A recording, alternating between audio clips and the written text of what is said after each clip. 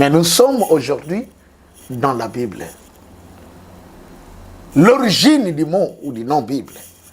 Et ces origines même, ces écrits que nous lisons, ces paroles que nous lisons, dont ce grand livre n'a pas d'auteur. Personne ne viendra dire « Je suis l'auteur de ce livre ». Personne. Pourquoi? Ce n'est pas la pensée d'un individu. C'est la compilation des paroles qui ont été données à des différentes personnes. Et je voudrais épingler un point ici. Du moment où j'étais dans les réveils, on a cessé de nous dire, et même dans la théologie, que les 5 premiers livres de la Bible, qu'on appelle le Pentateuque, ont été écrits par Moïse. De ces livres, nous avons les livres de la Genèse, les livres de l'Exode, les livres de Lévitique, de Deutéronome et de Nombres. On nous dit que c'est les livres qui ont été écrits par Moïse. Et je ne cessais jamais de poser la question à beaucoup de mes aînés. Bon, Moïse est venu vivre quelques millénaires après la création du monde. Mais comment a-t-il compris comment le monde a été créé? Oh non, non, non, c'était une révélation. Moïse était révélé par Dieu. Et par cette révélation, alors, il a écrit ses 5 premiers livres. À commencer par le livre de la Genèse. Mais quand j'ai fait la vérification, je me suis rendu compte que non. Toutes ces théories qu'on me bourrait dans ma tête étaient fausses. Elle était fausse. Moïse n'a pas écrit le livre de la Genèse par la révélation. Ça, je dis non. Vous savez qu'est-ce qu'on dit dans le livre des Actes des Apôtres? C'est que Moïse a été élevé dans toute la sagesse égyptienne. Autrement dit, Moïse a étudié dans 2 écoles égyptiennes. Pour vous qui ne le savez pas, Moïse était architecte, écrivain également, un grand enseignant. Mais d'où Moïse a tiré l'histoire de la Genèse que nous lisons dans la Bible? Est-ce vraiment une révélation? Comme je disais, non. L'histoire de la Genèse était déjà écrite dans les pyramides en Égypte. Et cette histoire est également écrite sur du papyrus. Rappelez-vous du prophète Enoch. Enoch a vécu avant Moïse, mais il a écrit. Enoch. Mais qu'est-ce qu'on a fait, ceux qui sont allés compiler tous ces différents livres? Ils ont pris les livres d'Enoch, ils les ont mis de côté. On vient nous dire qu'il ne faut pas les lire parce que c'est un livre d'hétérocanonique. Et aujourd'hui, il y a beaucoup de vérités. On dit, oh non, mais si on avait évité les livres d'Enoch, parce qu'Enoch, quelque part, comme s'il semblait faire l'apologie des extraterrestres. Mais tout ça, c'est faux. La vérité, c'est laquelle? C'est que Enoch avait la connaissance du ciel et de la terre. Parce qu'il pouvait quitter la terre, il monte dans les cieux, il reste dans les cieux pendant des jours et des jours aux côtés du Père Esprit Saint, s'entretenant avec lui, connaissant toutes choses. Et Dieu lui-même lui disait, tout ce que tu as vu, mets-le sur écrit. Enoch écrivait. Son livre existe aujourd'hui. Il a écrit. Les Méthusalem ont écrit. Nos ancêtres en Égypte avaient déjà la parole écrite de Dieu par inspiration de ce qu'il avait donné à nos ancêtres. C'est ainsi que l'histoire même de la création était déjà connue en Égypte 5000 ans avant la venue du Christ. Les Égyptiens savaient que Dieu a créé le monde. Voilà le processus, comment les choses se sont faites quand Dieu a créé le monde. L'histoire de Noé était écrite bien avant. Et comme j'ai toujours dit, Lorsque les 70 savants gréco-latins se sont réunis,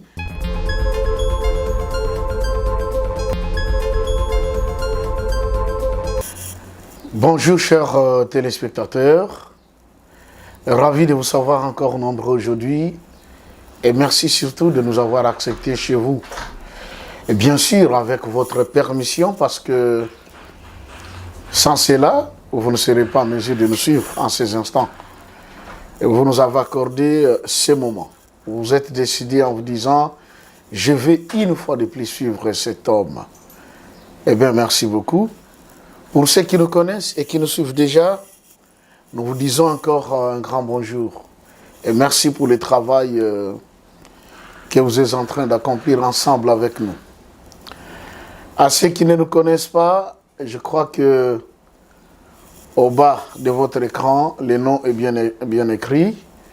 Et je suis bien sûr votre humble serviteur, le pasteur Joseph Abraham Kikonga Diamou. Nous émettons depuis Kinshasa, la capitale de la République démocratique du Congo. Pays si merveilleux, si grand, si riche, si beau. Un pays qui fait l'histoire du monde. Un pays qui fait couler la salive et de l'encre à beaucoup. Mais évidemment, aujourd'hui, nous ne sommes pas là pour parler sur le Congo. Ça, je ne vous donne que peut-être l'avant-goût parce que dans les jours à venir, nous y entrerons. Nous sommes là pour la continuité de ce que nous avions commencé ensemble. La fois passée, il y a eu quelque chose de très grand, de très important, de merveilleux et qui a béni plusieurs d'entre nous.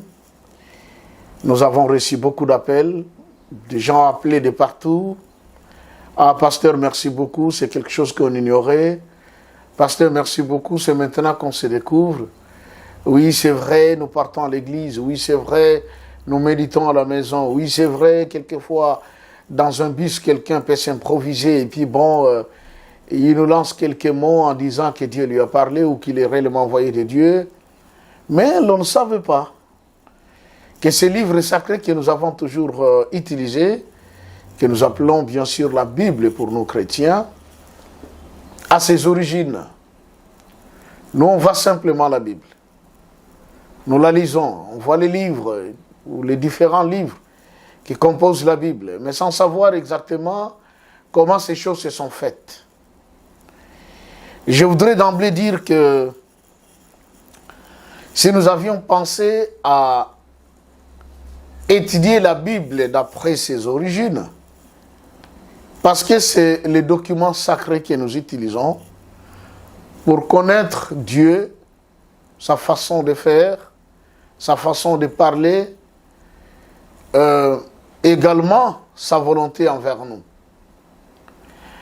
Mais nous ne formons pas une école théologique ici, où nous allons nous mettre uniquement à étudier la Bible depuis la lettre A jusqu'à la lettre Z. Mais nous voulons juste donner d'abord les grosso modo, pour que cela vous donne l'idée de savoir pourquoi nous utilisons la Bible, comment elle a été écrite, et qui en sont les auteurs. C'est curieux, hier je m'entretenais avec un de mes frères qui est avec moi dans Boyebi TV, que vous allez découvrir bientôt dans quelques jours ici. Il dit, pasteur, il y a quelque chose quand même, quand j'ai suivi votre intervention, je me suis dit, mais oui, c'est vrai, la Bible est le seul livre qui n'a pas d'auteur. On ne sait pas qui est le maître, hein, le principal maître de cet ouvrage, on ne le connaît pas. Alors que chaque livre, quand il est écrit, il y a toujours un auteur. Et puis, ceux qui impriment, ceux qui vendent, les librairies et tout le reste, ils se donnent la peine de réserver quoi? Ou de protéger les droits de l'auteur. Quelque part, vous verrez, on dit toute falsification de ces documents sans l'autorisation de son auteur est une infraction pénale. Mais quant à la Bible, elle n'a pas d'auteur. Quel genre de livre est sans auteur? Et encore quelque chose qui me dépasse, c'est le livre le mieux vendu et le plus vendu au monde. Donc s'il y a des best-sellers, comme on dit en anglais, les premiers, c'est la Bible.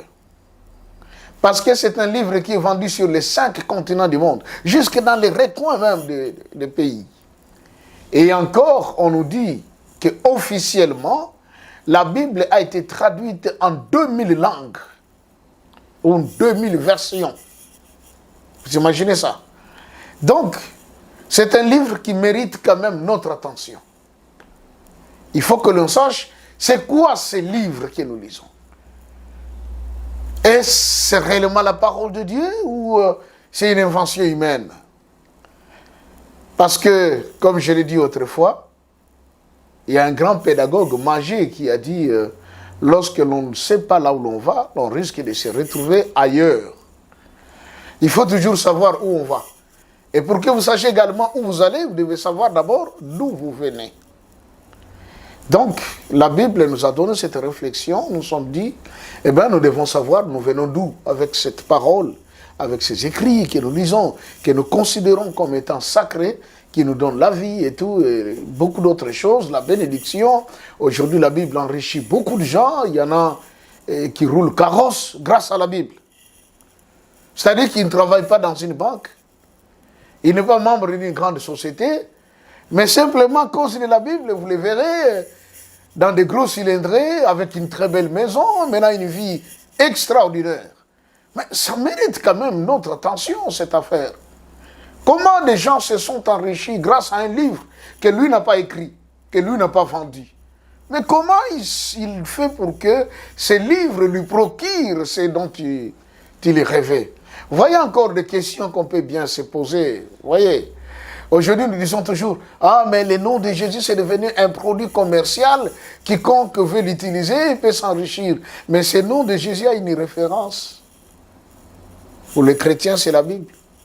À nos frères et sœurs musulmans, et ils lisent le Coran, mais dans le Coran se trouve également le nom de Jésus. On l'appelle Issa bin Myriam, Jésus fils de Marie, dans le Coran. Et il y a beaucoup d'autres religions que nous connaissons. On va également parler de Jésus. Certains croient en lui comme étant le plus grand maître, qui est au sommet, à un niveau très élevé. Mais vous et moi, chrétiens, avons une autre appréhension de la Bible. Donc, aujourd'hui, nous sommes là pour continuer ce que nous avions commencé la fois passée sur les origines de la Bible. Et vous savez, nous avons dit que Boyebi TV, c'est une chaîne à caractère spirituel, où nous allons traiter beaucoup plus la matière spirituelle, sans oublier les côtés social, culturel, science et historique. Et je l'ai dit le jour passé, c'est la spiritualité, ou c'est le spirituel qui engendre tout. Parce que tout ce qui existe a été tiré d'abord de ce qui était invisible. Et tout ce qui est invisible émane du domaine de l'esprit. Voilà pourquoi dans Boyebi TV, nous allons apprendre beaucoup de choses émanant bien sûr de la spiritualité. Et comme c'est des choses aussi profondes, importantes, capitales pour nos vies, j'ai toujours dit, bien-aimé, exhiber mon intelligence ne serait autre que vous conduire hors du chemin voulu. Mettre en exergue ma sagesse, c'est vous perdre parce que je n'ai rien. Quelque part, il est écrit, on dit, ô homme, qu'as-tu que tu n'aies reçu de Dieu? Tout ce que nous l'avons reçu de la part de Dieu. Que vous soyez croyant, athée ou quoi que ce soit, c'est de la part de Dieu. Parce que on a vu des gens qui ont dit, ah écoutez, Dieu n'existait pas. Mais à la fin de leur vie, ils ont fini par dire qu'écoutez, non, il existe. Lorsque nous étions encore à l'école, on nous a appris des gens comme des Jean-Paul Sartre, qui ne croyaient pas en l'existence de Dieu. Mais au soir de leur vie, ils ont dit, réellement il existe. C'est qu'il avait vu quelque chose d'extraordinaire. Et quand nous regardons le monde seulement tel qu'il est, sa composition, ses éléments, quelque part on se dit, assurément qu'il y a quelqu'un qui est derrière toute cette bonne architecture. Ah oui, c'est vrai, les francs-maçons, ils parlent du maître architecte du monde. Mais évidemment, il ne faut pas allusion au Dieu créateur des cieux et de la terre. C'est lui en qui vous et moi nous croyons, parce que aujourd'hui, ce n'est plus un secret pour personne. C'est bien connu que le diable également a une religion dans ce monde où les gens l'adorent, où les gens le vénèrent. Il y a des gens qui se prosternent devant lui. Et il y en a même qui ne veulent pas qu'on continue à l'appeler du nom de Satan ou le diable. Mais ils ont dit qu'il faut qu'on leur donne encore son nom originel qui est Lucifer. Bon, ça c'est la part de chacun de nous. En ce que je sache, il est dit et il est écrit, voici je mets devant toi deux chemins, la vie et la mort. Mais celui qui t'a créé te dit, je veux que tu choisisses la vie. Tu es de quel côté? Donc, nous voulons entamer notre thème de ces jours, la continuité sur les origines de la Bible. Mais je voudrais encore une fois de plus que, bien-aimés, là où vous êtes, puissiez baisser votre tête. Nous voulons dire un petit mot à Dieu, inviter encore son intelligence, sa sagesse, pour que lui seul nous conduise et que chaque mot qui sortira de notre bouche soit réellement une parole qui va vous bénir, qui va vous aider et qui va vous orienter. Prions. Au nom du Père, du Fils et du Saint-Esprit, Dieu notre Père, Jésus-Christ notre Seigneur et Sauveur, Saint-Esprit notre Consolateur, nous venons auprès de toi sincèrement te dire merci pour ton amour et ta grâce si infinie. Voir ces jours n'a pas été les fruits de nos efforts, mais bien plus ton amour si grand manifesté. Et tu nous accordes la grâce d'être là pour pouvoir entendre encore ta parole. Il est écrit, notre intelligence et notre sagesse ne sont qu'une folie. Et nous voulons que la sagesse d'en haut nous habite et que ton intelligence nous conduise, afin que ta parole soit réellement une lampe à nos pieds et une lumière sur notre sentier. Et que le début et la fin soient entre tes mains, que le cœur de celui qui est contrit soit guéri, et que celui qui a des problèmes retrouve la solution auprès de toi. Au nom du Père, du Fils et du Saint-Esprit, nous avons ainsi prié. Amen. Merci, bien-aimés. Nous avons commencé ce grand sujet. Les origines de la Bible. La fois passée, j'ai dit que la Bible, ce mot Bible ou ce nom Bible, n'est pas un nom qui est sorti de la bouche de Dieu. En disant, ces livres sacrés que vous allez commencer à utiliser, vous, les Juifs et les nations qui vont croire, s'appellera la Bible. Mais ce sont les hommes qui l'ont débattu, qui l'ont baptisé ainsi, j'allais dire. Après avoir regroupé tous les fragments, mis ensemble tous les parchemins, tous ces papyrus, eh bien, comme j'avais dit, les Grecs appelaient les papyrus ou les parchemins biblos, tandis que les Romains, les latinistes l'appelaient Biblia. Et c'est aussi à l'île de Byblos qu'a été organisée la grande réunion de la compilation des différents livres qui feront un seul ouvrage et qui va porter le nom de l'île, tout comme le nom du papyrus. Et c'est d'ailleurs du papyrus que nous avons aujourd'hui le mot papier en français. Donc, la Bible que nous lisons a été écrite par des hommes, comme vous et moi. Bien sûr qu'ils étaient inspirés de Dieu. envoyé de Dieu, recommandé également par Dieu lui-même. Tout enfant de Dieu, quand il marche le long de sa vie, celle-ci est parsemée des promesses de la part de Dieu. Et celui qui est sage, intelligent, qu'est-ce qu'il fait? Les promesses qu'il reçoit de la part de Dieu, il les couche sur du papier. Il les garde quelque part dans un support. Pourquoi? C'est très important. Vous savez, un jour, le Seigneur Jésus-Christ a dit ceci. Dans Jean chapitre 15. Si vous demeurez en moi et que mes paroles demeurent en vous, demandez tout ce que vous voudrez et cela vous sera accordé. Dans votre vie, vous devez le savoir qu'il y a deux paroles de Dieu qui vous conduisent. La première, c'est le logos, la parole écrite, celle qu'on nous lit à l'église, celle que nous-mêmes nous lisons à la maison, dans nos Bibles. Ça, c'est la parole écrite et qui est parlée, qui est enseignée. Vous pouvez également vous référer en disant, oh Seigneur, un jour, je suis parti à l'église quand le pasteur prêchait, voilà ce qu'il a dit, voilà ce qu'il a déclaré, voilà ce qu'il avait parlé. J'ai retenu cette parole comme étant mienne. Et j'ai pris en fonction de cette parole. Seigneur, c'est toi qui avais dit dans ta parole. Dieu va t'écouter.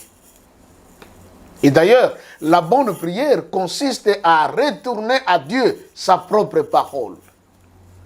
C'est comme si vous disiez à un président qui vous a promis, votez-moi. Une fois que je serai assis sur ce trône, moi je vais faire ces ponts. Mais à la fin du mandat, si les ponts n'ont pas été faits, le jour qu'il reviendra encore en campagne, dites-lui simplement, Monsieur le Président, vous avez dit que vous alliez nous projeter ces ponts, construire ces ponts, mais vous ne l'avez pas fait. En âme et conscience, c'est quelqu'un qui n'est pas continué sa campagne. Parce qu'il sait qu'il a fait des promesses qu'il n'a pas réalisées. Mais notre Dieu, c'est le roi des rois. Quand il parle, quand il dit ce qu'il dit, il veille pour son accomplissement. La seconde parole qui vous conduit, c'est la parole révélée. C'est que Dieu lui-même vous a dit. Les révélations que vous aviez reçues par vision, par songe, par prophétie, par conviction. Il y a de cela quand il lit la Bible, chez lui à la maison, en train de méditer, mais il arrive sur un passage, il sent comme si c'est Dieu qui lui parlait. Et il retient cette parole. Au moment où tu vas prier, il y a un problème, une situation ou quelque chose. Tu pourrais rappeler à Dieu en disant, Seigneur, rappelle-toi qu'un jour, moi je dormais, tu m'avais fait voir ça et ça et ça et ça et ça. Mais comment se fait-il que je vois comme si ma vie ne semblait pas marcher? J'ai dit non, je ne suis pas ce que je suis en train de voir, mais je suis ce que Dieu avait déjà dit de moi. Rappelez-vous de Joseph. Quand bien même il était en prison, mais il savait qu'il était fils de la promesse. On y arrivera. Si Joseph avait dit non à la femme de Potiphar, parce qu'il savait la gloire de la femme de Potiphar était tellement petite par rapport à ce qui lui attendait. Ce qui l'attendait était tellement grand. Pourquoi? Ce n'était pas une parole parlée, mais c'était une parole révélée. Mais nous sommes aujourd'hui dans la Bible. L'origine du mot ou du nom Bible. Et ces origines même, ces écrits que nous lisons, ces paroles que nous lisons, dont ce grand livre n'a pas d'auteur. Personne ne viendra dire, je suis l'auteur de ce livre. Personne.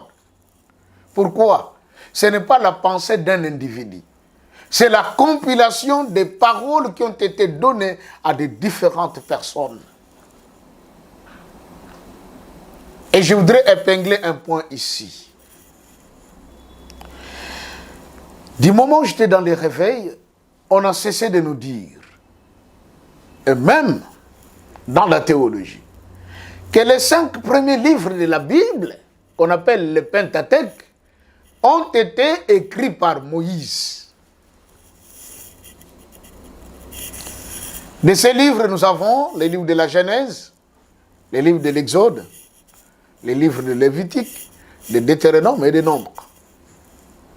On nous dit que c'est les livres qui ont été écrits par Moïse.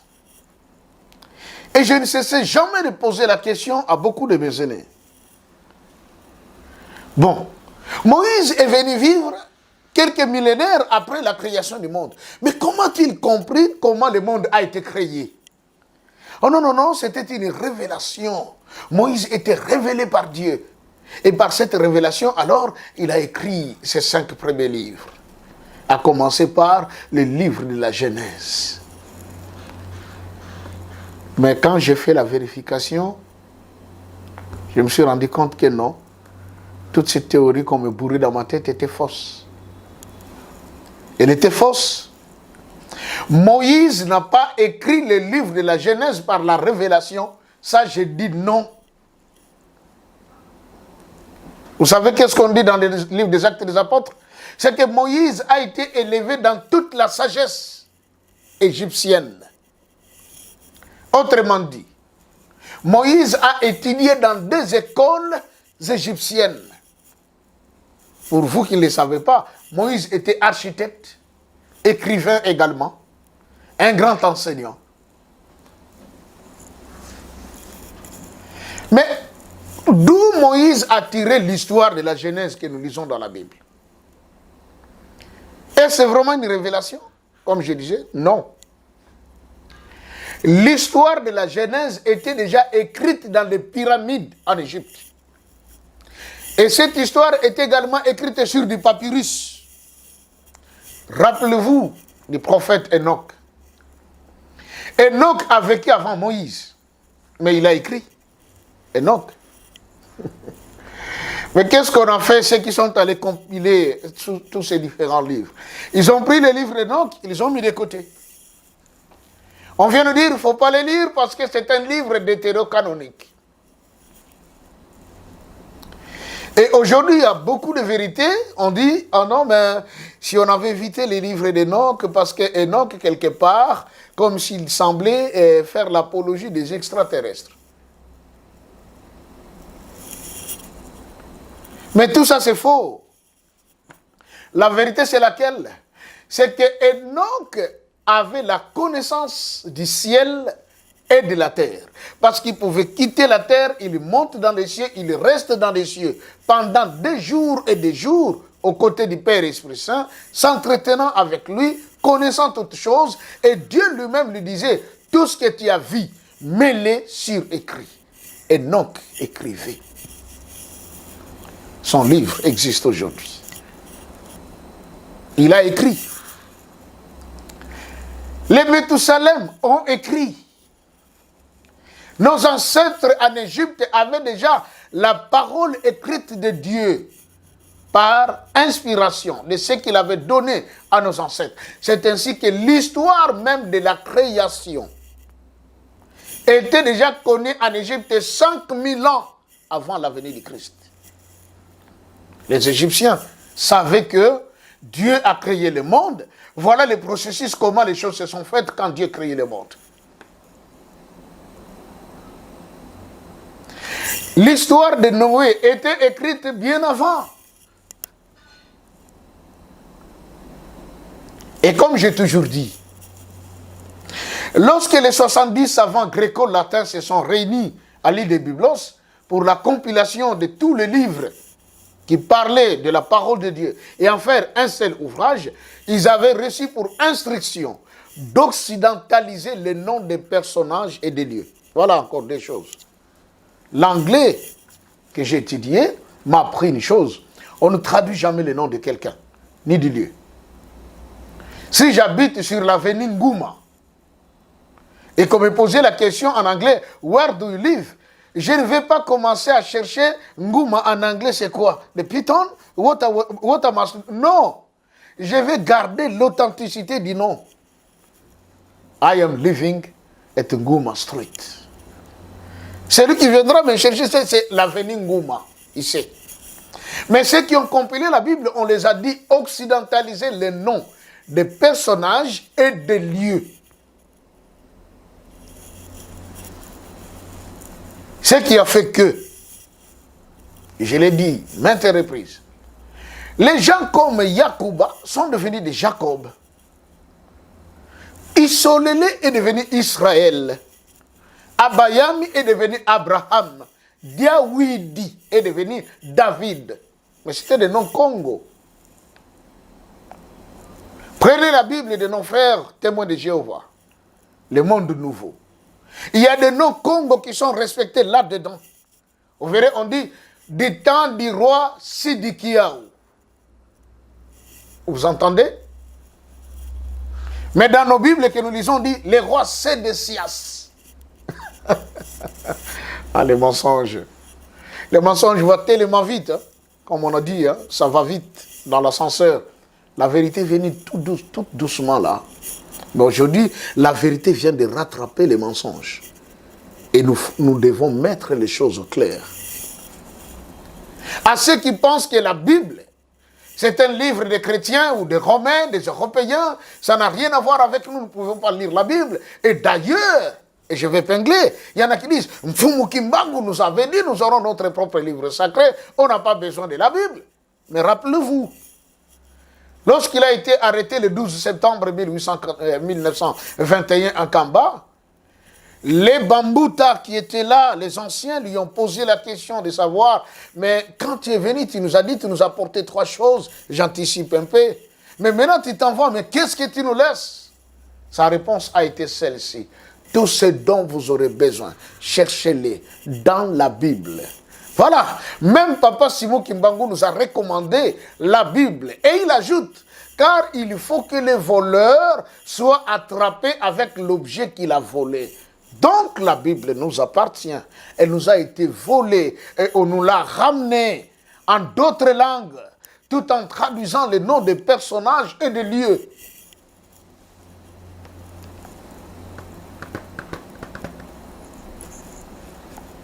Et aujourd'hui, nous voulons que ces mensonges soient mis de côté. La Bible est notre histoire. Moïse n'a pas écrit les livres de la Genèse par la révélation. Non.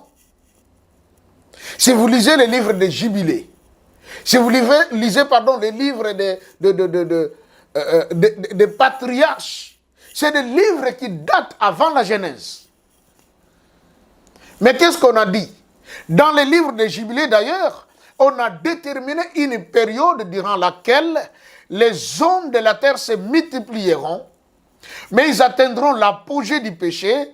Alors l'Éternel suscitera une nouvelle famille à qui il va se révéler. Et on a même donné le temps où le Christ devait venir au monde, où le déluge devait se tenir. Toutes ces choses, Moïse les a étudiées en Égypte. Et qu'est-ce que Moïse a fait? Il prend l'histoire qui était déjà écrite, qui était déjà connue. Depuis les pays de Couche jusqu'à la Mésopotamie, on connaissait les livres de la Genèse. Quand je parle de la Genèse, la création, tous les éléments de la création, c'était déjà écrit. Ils avaient également des livres qui avaient reproduit l'histoire du déluge avec Noé. On dit Noé aujourd'hui, alors que de son vrai nom, il s'appelait Tatanoka, qui signifie pleuvoir. Et sa femme Nama. Nama signifie s'attacher. Et ils ont eu leurs 3 enfants. Et regardez ces 3 enfants qui sont nés de Noé, on leur donne des noms qui sont, je dirais en français, Sem, Cham, Japhet. Étaient-ils français? Je dis non. Ils étaient Congo. C'était Semi, Kama et Wafioti. Mais tout ça, ça a été traduit. Et c'est comme ça que vous verrez la femme de Noé, qui s'appelait maman Nama, on l'a gommée dans la Bible. On dit seulement 8 personnes étaient entrées dans l'arche. Excusez-moi. Il s'agissait de Noé, de ses 3 fils et de leurs épouses. Mais pourquoi on n'a pas cité les noms de toutes ces épouses? Parce que c'était les noms Congo. Nama signifie s'attacher et qui donne un verbe autre en Kikongo, naminina. Naminina signifie s'accrocher pour ne plus lâcher. Or, Genèse dit, l'homme quittera son père et sa mère et s'attachera à sa femme et les deux deviendront une seule chose. Donc, vous voyez, déjà Tata Noka quitte son père et sa mère, s'attache à maman Nama. C'est là où les gens disent, pasteur, d'où tu tires ces histoires-là? Papa Dangenda nous a demandé une chose. Mes enfants, faites des recherches. Je lis beaucoup. Je n'aime pas passer un document. Je lis. Et on découvre. Aujourd'hui, nous avons Internet. Au lieu de suivre toujours des théâtres, des choses qui ne peuvent rien t'apporter, va dans ce qui est essentiel. Et tu découvriras. Ah, voilà ce que je ne savais pas. Ah, c'est comme ça la chose. Ainsi, Moïse écrit, il reproduit d'abord ce qui a été dit depuis longtemps, ce qui était écrit depuis longtemps. Alors il va comprendre que la famille dont il était question, qui devait venir, au travers de laquelle devait naître le Messie, c'est là où moi, Moïse, j'appartiens. C'est ainsi que maintenant vous verrez, pardon, les livres de la Genèse est composé de quoi? De la création. Après la création vient quoi? L'histoire du déluge. Et après le déluge, s'installe quoi? La venue d'Israël en Égypte. Moïse complète. Mais quant à la genèse de la création, quant à l'histoire qui concerne Noé et tout le déluge, c'est des choses déjà écrites en Égypte. Chers frères, sœurs, cessez de rêver. Pasteur, ne dites plus aux fidèles, Moïse a écrit le livre de la Genèse par la révélation. Non. C'est une histoire. C'est une histoire, pas la révélation. Il connaissait et il a écrit. Nous allons encore dire que le livre de Lévitique, c'est la révélation? Ou encore le livre de Deutéronome? Non. Moïse écrivait maintenant des choses que Dieu lui disait. Monte sur la montagne. Il voit. Et Dieu lui dit, tu as vu, oui. Va, fais d'après le modèle qui t'a été montré. Et je voudrais épingler un petit point. Regardez maintenant comment Dieu est grand. Dieu parle à Moïse sur la montagne. Il lui montre l'arche de l'alliance qui est dans les temples célestes et qui devait descendre sur la terre. Et il dit à Moïse, regarde l'arche comment il est. Quand Moïse regardait, on lui dit, mesure. Il prend la longueur, il prend la largeur, la hauteur. Tu as vu c'est comment? Il dit, oui, je vis. Bon, va reproduire. Mais quand Moïse revenait, nous sommes dans Exode 31, au lieu que ce soit Moïse qui se mettait à tailler de l'or ou le bois pour fabriquer l'arche de l'alliance, la Bible dit, l'Éternel dit à Moïse, sache que j'ai choisi Bethléel, fils d'Oliab, et de Iri. Je l'ai mis à tes côtés pour qu'il sache inventer. Donc, quand Moïse provenait de la montagne, il faisait appel à Bethléel, il lui expliquait simplement, Bethléel, oui, tu vas faire l'arche, mais regarde comment ce sera. Ce sera autant de mètres de coudées de longueur, autant de coudées de largeur, et puis tu mettras deux archanges au-dessus, dont les ailes vont se déployer, couvrant ce couvercle qu'on appelle les propitiatoires. Voilà, tu les feras en bois d'acacia, mais tu vas induire tous ces bois de l'or pur. Bethléem rentre chez lui. Comme l'Esprit de Dieu était déjà en lui, il reproduisait exactement ce que Moïse lui disait. Qu'est-ce que je veux dire par là? Dans la vie, il ne faut jamais marcher avec des personnes qui n'ont pas le même esprit que vous et qui ne partagent pas la même vision que vous. La finalité, ils vont vous faire échouer. Quelqu'un qui n'a pas votre esprit va vous faire échouer. Celui qui n'a pas la même vision que vous, il va vous faire échouer. Bethléem, quand Moïse parlait, il comprenait directement pourquoi. Parce que l'esprit qui était dans Moïse est le même qui était dans Bethléem. Ce n'était qu'une parenthèse. Parce que vous allez dire, pasteur, il fallait avancer, continuer encore. J'aime bien cet enseignement. Nous sommes en train d'étudier les origines de la Bible. Ainsi, Moïse nous reproduit le livre d'Enoch, une partie, le livre de Jubilé, une partie, et il y prend également l'histoire de Noé qui était déjà écrite dans le livre des patriarches. Il met ça aussi dans un autre livre, tout en y ajoutant l'histoire de son peuple, qui est le peuple d'Israël. C'est ainsi qu'à la sortie d'Israël, une nouvelle histoire de Dieu avec l'humanité commence par ce même peuple, va intervenir le livre de l'Exode qui veut tout simplement dire la sortie. Ils sont sortis et Dieu commence à parler à Moïse. Voici, ce mois-ci sera pour vous le premier des mois. Voilà comment vous devez faire. Vous allez prendre l'agneau, vous allez le garder. Et puis bon, voilà, entre les deux soirs, vous allez l'immoler. Après quoi, vous allez placer vos ceintures à vos reins, vos bâtons à la main. Et la même nuit-là, je vous ferai sortir du pays de l'Égypte. Chose dite, chose faite. Mais encore, comme on aime dire, le pasteur Joseph scandalise toujours. Je viens de suivre tout récemment des archéologues et des spécialistes qui sont allés faire un tour à la mer Rouge. Voici leur conclusion. Ils ont dit ceci. Est-ce que les enfants d'Israël avaient réellement traversé la mer Rouge? Parce que cette mer Rouge a une longueur de 50 km. Et ils se sont dit, en une seule nuit, hommes, femmes, enfants, vieux, étaient-ils capables de traverser 50 km? Il y a l'autre d'ailleurs qui a dit, oh non, ben moi je ne peux pas, je ne saurais pas. 50 km à pied en une seule nuit, avec tous les colis qu'il y avait, et il y avait les bétails de l'autre côté et tout.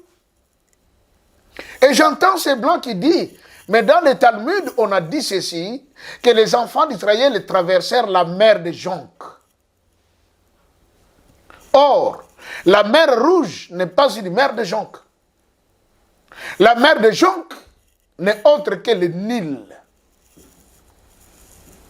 Et Papa Dengue, d'un jour, il a posé la question de savoir, quand les enfants d'Israël ont quitté l'Égypte, sont-ils réellement partis en Palestine ou ils sont allés ailleurs? Mes enfants, je vous demande d'aller faire des recherches. Et s'ils n'ont pas traversé la mer Rouge, qu'ils ont traversé la mer des Joncs, où étaient-ils partis? Ça encore, c'est un problème. Moi aussi, je vous invite à mener des recherches. Ne dites pas, pasteur, vous devenez un antéchrist. Pasteur, vous devenez un athée. Vous ne croyez même plus à ce qui est écrit. Non, je crois, mais nous devons aussi vérifier. C'est la Bible elle-même qui nous dit, ne mettez pas foi à tout esprit, éprouvez-les pour savoir s'ils viennent de Dieu ou pas. Vous n'allez pas me dire que, pasteur, dans la Bible, il n'y a pas de faute, il n'y a pas d'erreur. Tout récemment, un autre nous a prouvé en disant, quand on dit que Jésus venait de l'autre côté de la Galilée, et il venait pour traverser la mer de Tibériade, et de l'autre côté, il y a eu un fou qui est apparu, qui avait une grosse pierre entre ses mains, et qui voulait faire du mal au Christ. Mais Jésus lui dit, mais comment tu t'appelles? Il dit, je m'appelle Légion, et à qui il a donné l'ordre que les esprits sont sortis, et ces esprits sont allés entrer dans les pourceaux qui étaient là, qui se sont jetés dans l'eau. Mais voilà ce qu'on nous a dit maintenant, qu'entre ces deux villes ne se trouve pas un lac.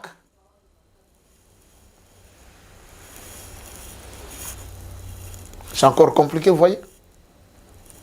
Qu'il n'y a pas un lac où les gens pouvaient ramer pour se retrouver de l'autre côté.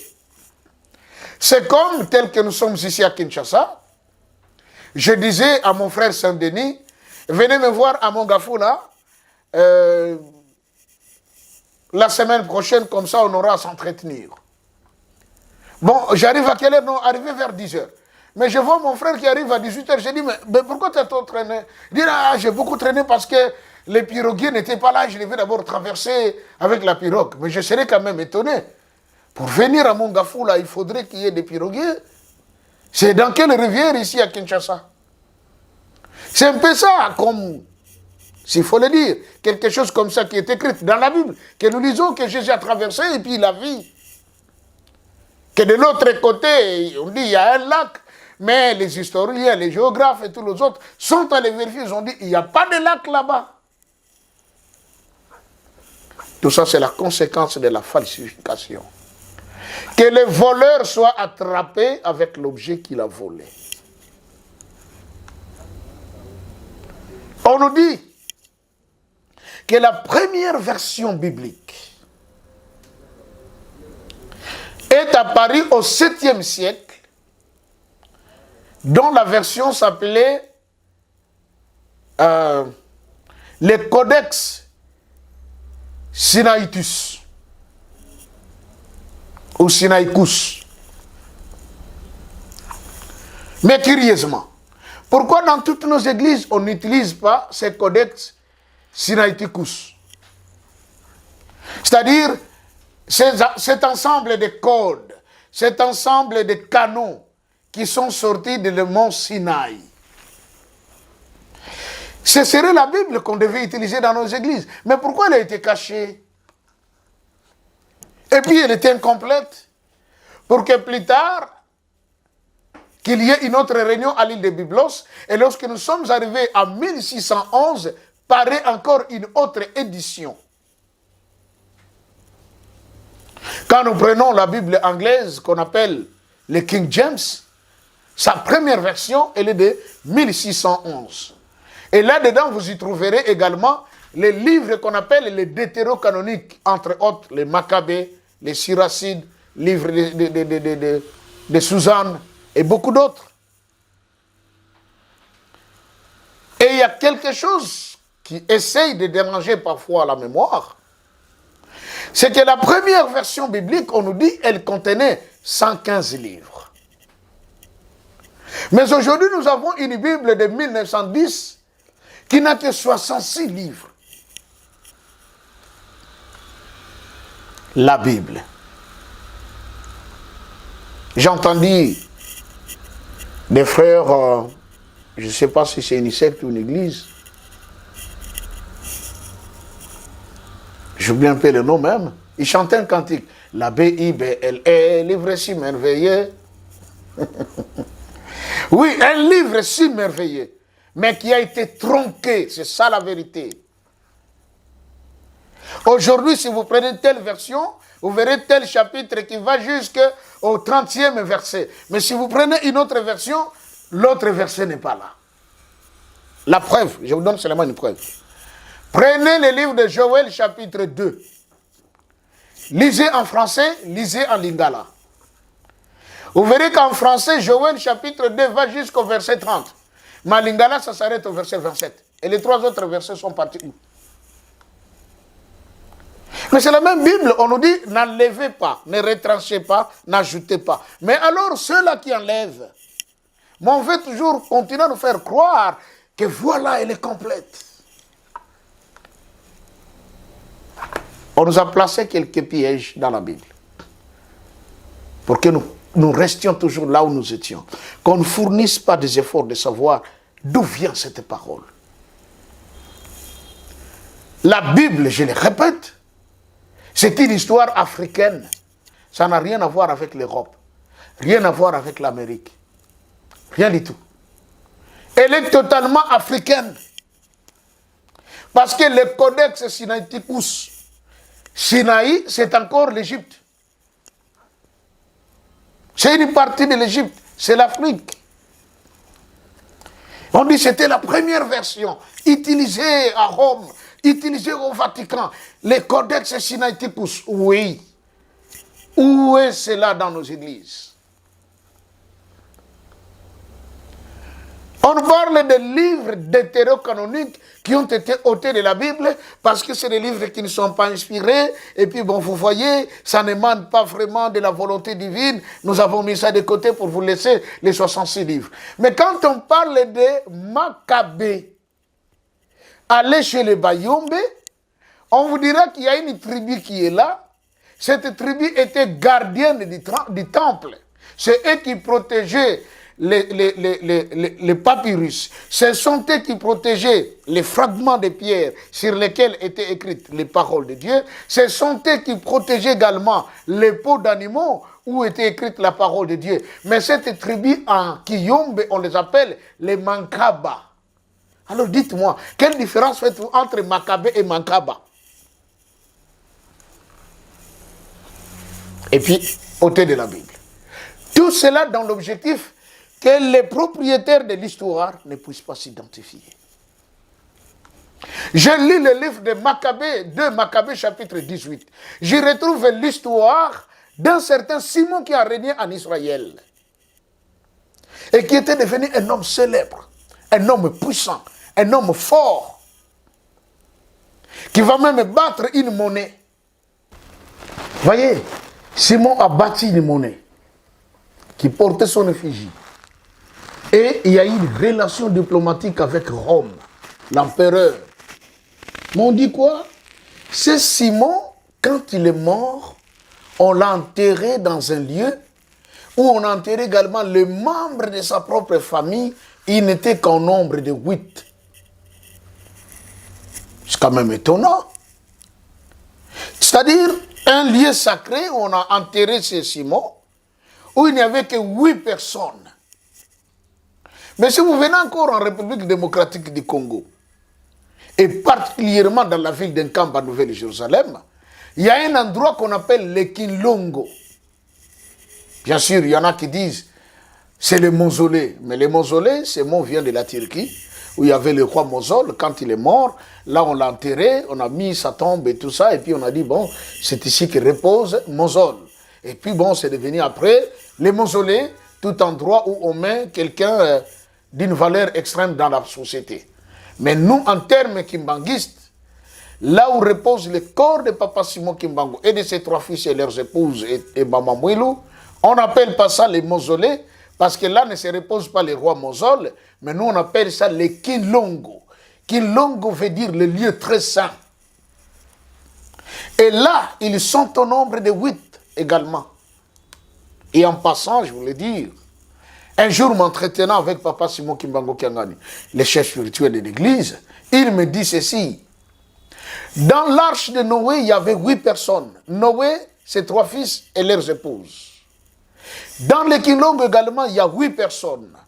Papa Simon Kimbangu, Maman Mouilou, Papa Kisholokele, Papa Dalungana, Papa Dangenda Kuntima, il y a Maman Kinzembo, et nous avons... ah oui, c'est tout. 8 personnes. Et les épouses, l'épouse de Papa Dalungana et Papa Dangenda Kuntima. À l'exception de l'épouse de Papa Kisholokele qui n'est pas entrée là-dedans. Mais Papa Simon Kimbangu me dira, les 8 qui sont là ont clôturé. Personne d'autre ne sera encore enterré là-dedans. Personnellement, je m'étais posé la question, je dis, mais, et quand lui ne sera plus? Et quand ses frères ne seront plus? Et quand ses sœurs ne seront plus? Où est-ce qu'ils seront enterrés?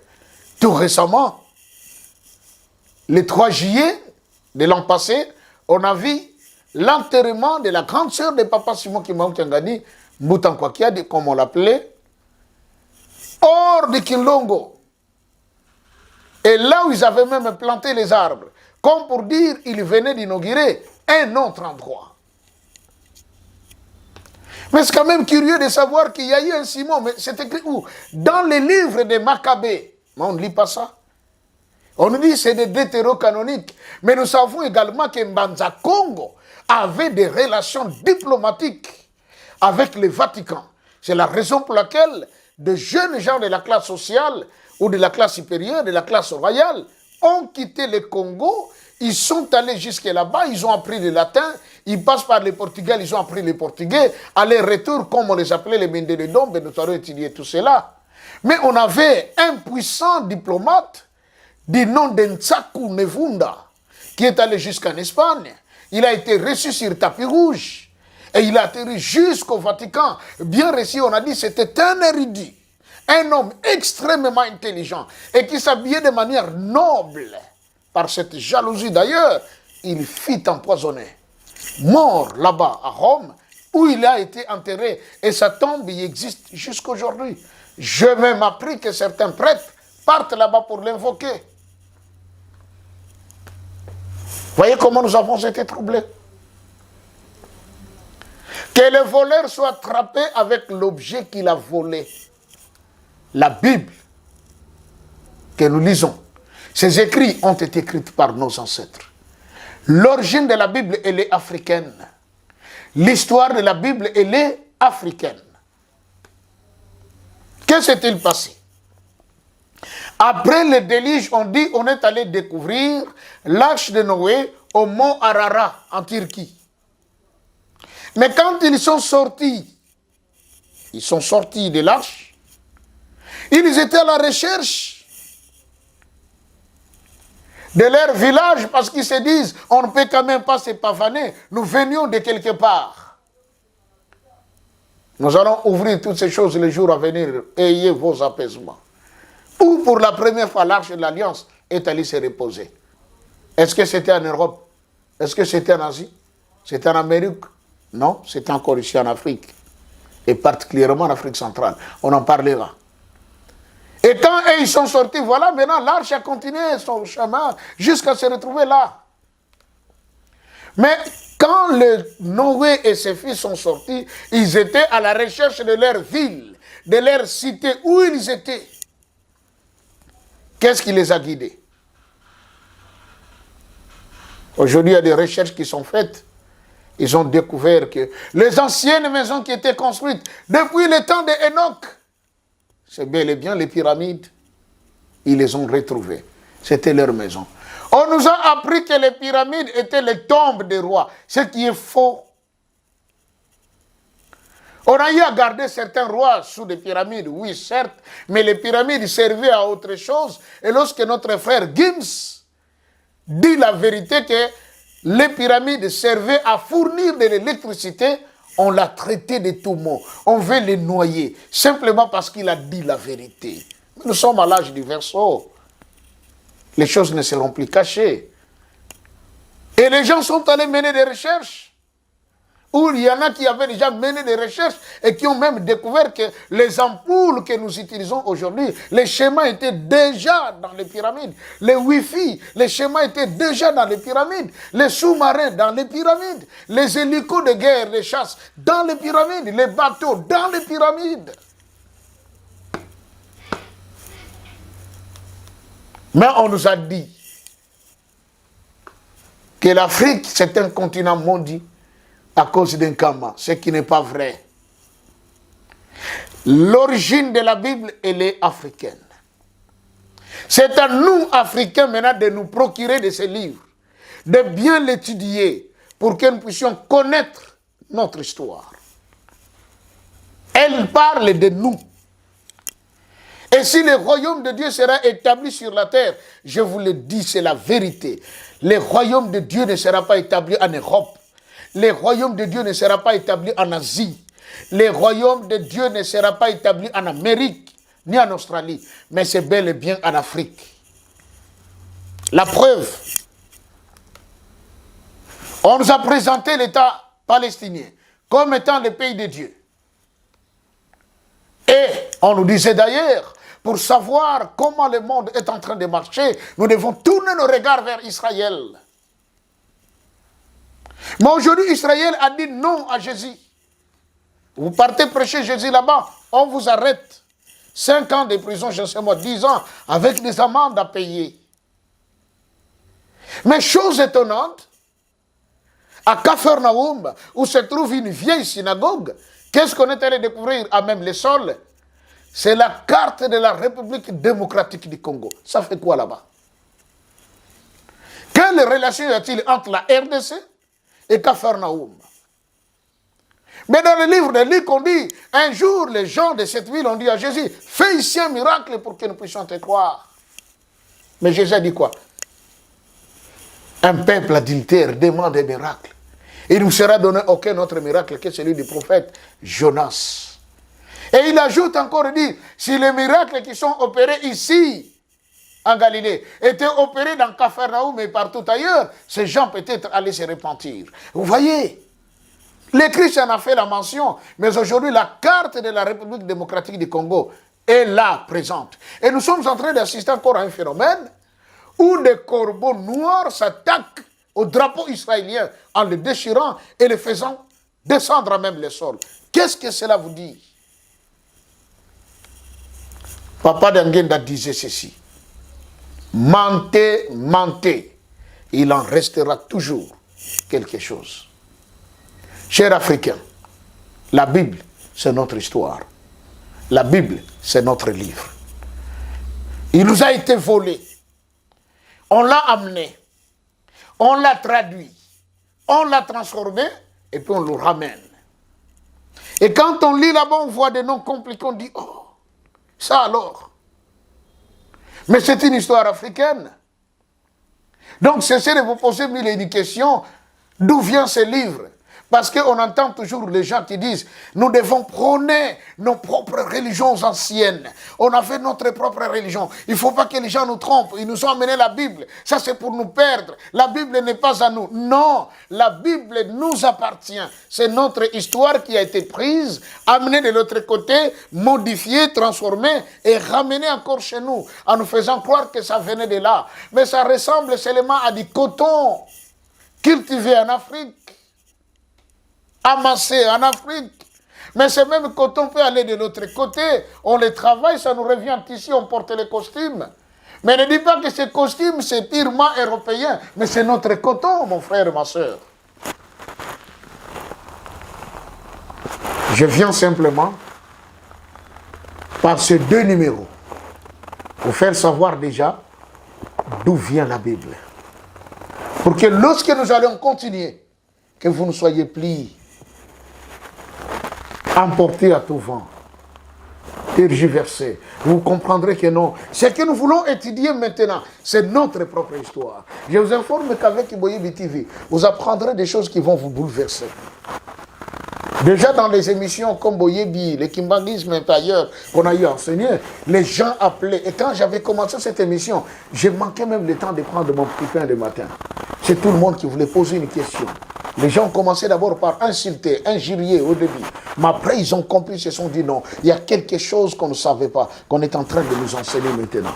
Et les gens se sont donnés corps et âme. Aujourd'hui, ça portait des fruits à travers le monde. Et je viens aujourd'hui pour vous apporter également cet éclaircissement. Nous allons voir au fil du temps que les choses que nous allons étudier qui sont écrites dans la Bible ne concernent que nos pays, ne concernent que nos peuples, ne concernent que nos ancêtres. Donc, ne soyez plus complexés pour vous dire l'Afrique ne marche pas parce qu'on a apporté en Afrique la Bible et puis on les a aliénés avec la Bible. Le problème, c'est la mauvaise interprétation de ces écrits.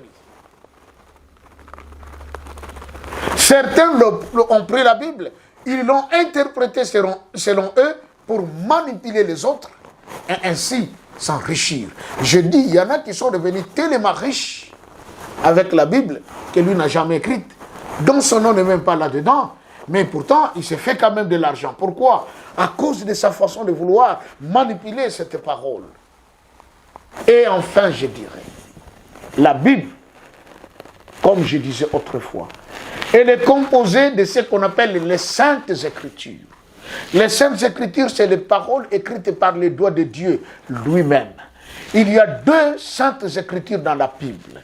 Nous avons les 10 commandements que Dieu lui-même avait écrits de sa main. Et il y a également la parole Mene, Tekele ou Pharisine. C'était une parole écrite par la main de Dieu lui-même sur le muraille auprès du roi Belchassar. Ça aussi, ça s'appelle Sainte Écriture. Et il y a les paroles inspirées de Dieu, que Dieu a données à nos patriarches, que Dieu a données à nos prophètes qui ont écrit. Et il y a la parole des hommes. Vous allez peut-être me dire, pasteur, la parole des hommes dans la Bible. Oui, l'apôtre Paul disait, pour moi, je pense que, c'est pas Dieu qui a dit, il a bien dit pour moi. Si ça ne dépendait que de moi. Mais curieusement, nous en faisons toute une doctrine. Et enfin, nous allons aborder des sujets tels que et je ne permets pas à la femme d'enseigner, ni de prendre de l'autorité sur l'homme, car la femme a été créée en second et l'homme en premier. Paul n'a pas dit, le Seigneur n'a pas permis. Mais Paul dit, je ne permets pas. Ça, c'est la parole de l'homme. Et je crois, mon frère, ma soeur, là où vous êtes, aujourd'hui, vous posez mille questions. Mais ce pasteur, d'où il vient? C'est comme s'il met en question la Bible. Je n'ai pas remis la Bible en question, mais pourtant, vous faire savoir d'où elle vient. Qui l'ont écrite, ce sont nos ancêtres. C'est notre histoire, c'est notre parole. Nous devons nous en procurer, l'étudier à fond, aller dans sa profondeur pour que nous sachions qui nous sommes. Voilà, nous sommes à la fin pour aujourd'hui. Je vous dis sincèrement merci de nous avoir accordé ce temps où nous avez écouté. C'est vrai, vous allez vous dire, mais pasteur, vous n'avez même pas lu un seul verset. Il y a vos apaisements. Nous allons lire beaucoup de versets les jours qui vont suivre parce que nous ne sommes que sur l'introduction en ce qui concerne les origines de la Bible. Que le Dieu des cieux, celui qui nous a aimés d'un amour si profond en envoyant son Fils Jésus, mort sur la croix à cause de vous et nous, vous bénisse et qu'il vous garde et vous protège au nom du Père, du Fils et du Saint-Esprit. Amen. Ophelina, Jésus est mon papa. Naye liboso na bino pour représenter bino bana o bozomona na bilili pe ba difficulté tozanango. Na bandaki musala o ça fait longtemps ya kobokola bana selon ainsi dit l'Éternel. Mais ba difficulté ezamingi, difficulté ya loyer parce que tozo futela et puis difficulté au foot la bana minerval pour to chute au bandaki. To pesa qui avance mais tikali ndambo. Nazo banga ke bana oyo bakata classe bakoma nango na sukate. C'est pour cela Dieu m'a mis au cœur na lancé message oyo na batu nyonso ya motema malamu basunga bana oyo bozomona na bilili.